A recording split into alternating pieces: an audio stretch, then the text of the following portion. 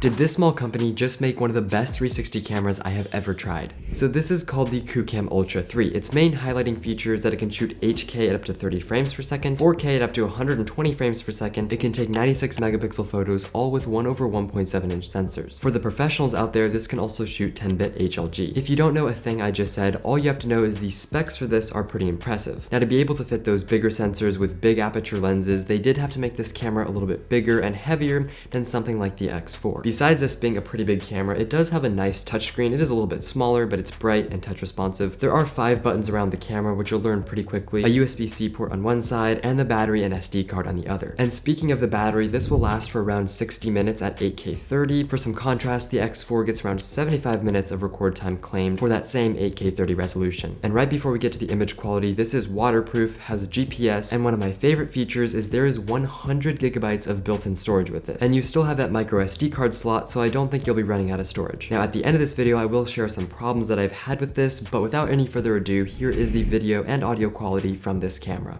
And filming on the QooCam Ultra 3 in 8K. How does this video look and sound? This is the audio from this. A little bit of a breeze, so you might hear a little bit of wind, but it shouldn't be that bad. This is also being recorded in 10-bit color, and the lens guards are off, although on some of the other shots I took, I did have them on. But a couple things that you should be looking for is how is this dynamic range? How do I look compared to the background? This is obviously a very tough situation for this, so how does that look? And with my hand, how is that stitch line? Does it look natural? Does it look funny? Let me know what you guys think of all this down below. And just for some contrast, this is the Insta360 X4 in the exact same conditions.